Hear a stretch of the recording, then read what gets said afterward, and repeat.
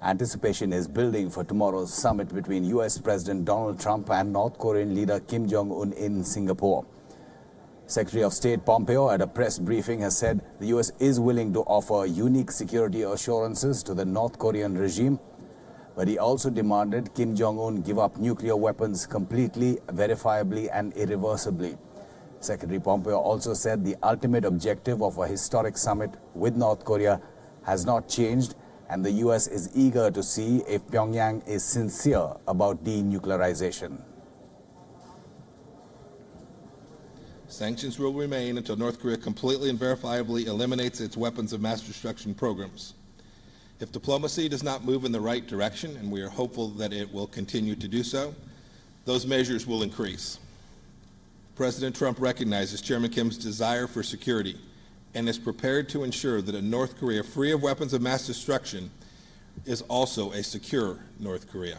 There's no shift in the policy.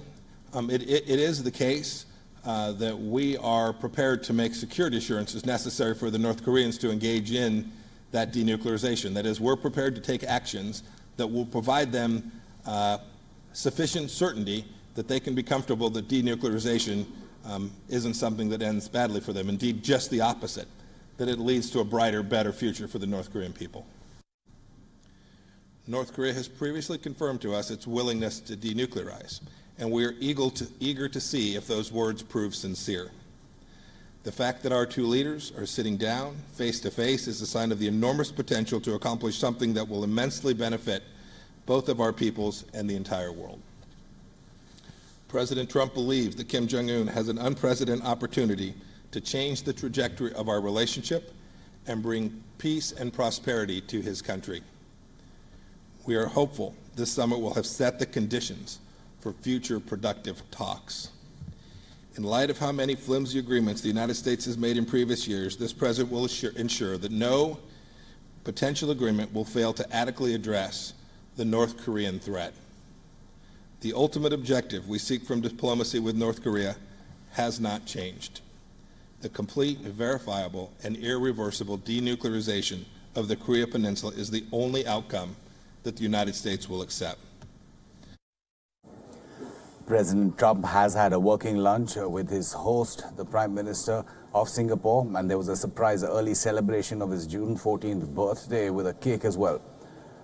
The meeting, the first between a North Korean leader and a sitting US president, will take place tomorrow on the resort island of Sentosa. The US president has expressed excitement ahead of the summit. He tweeted, "It's great to be in Singapore. There's excitement in the air." President Trump met Singapore's Prime Minister Hsien Loong at the Singapore Government House ahead of his summit with Kim Jong-un. North Korean leader Kim Jong-un says he believes that his host's role will be recorded in history if the summit is successful. Singapore is only the third country that Kim Jong-un has visited since he became leader in 2011. He is scheduled to meet President Trump at 9 a.m. local time on Tuesday.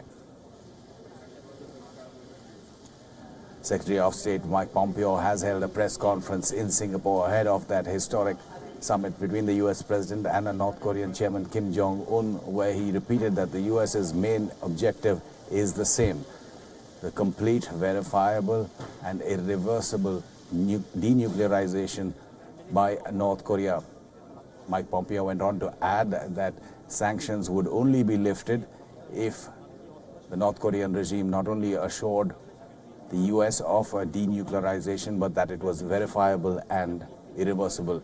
He said that there were many experts from the Ministry of Defense, from the Ministry of Atomic Energy in the US, who were carefully working out a plan before President Trump meets Kim Jong-un in Singapore tomorrow, going on to add that sanctions would only be lifted once there was complete, verifiable and irreversible denuclearization, also threatening that sanctions would not only remain, but would in fact be escalated if the North Korean regime did not respond. Ramesh Ramachandran is following developments there closely on the ground in Singapore and joins us. Ramesh, so the US Secretary of State making it clear there that the objective is the same: complete, verifiable, irreversible denuclearization, but he's also said that the US is willing to offer security assurances to the North Korean regime that are unique and never before been offered.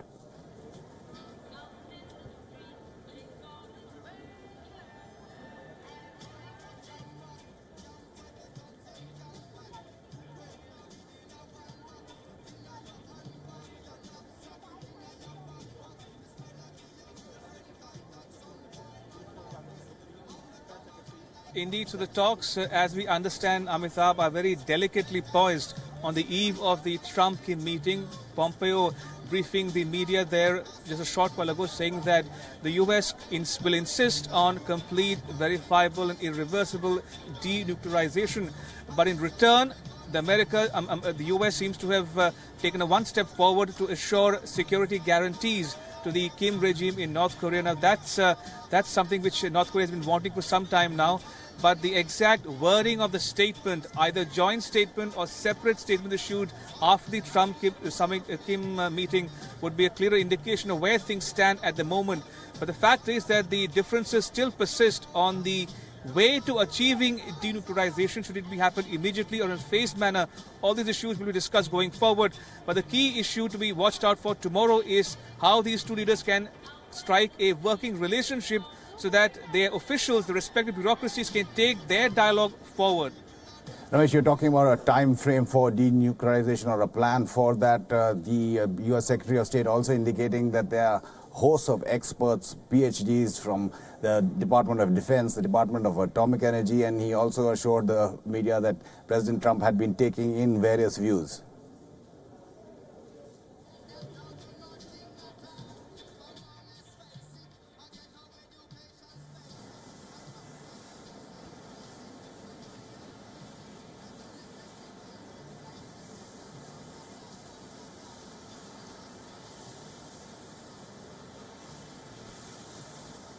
That's right. So as we've been reporting here on WION, Amitabh, the President Trump has remained closeted with his inner team, the inner core of his administration, including Mike Pompeo, Chief of Staff John Kelly, and others, including John Bolton. So talks are happening. Last-minute preparations are taking place even as we speak, with barely few hours to go for the Trump-Kim summit.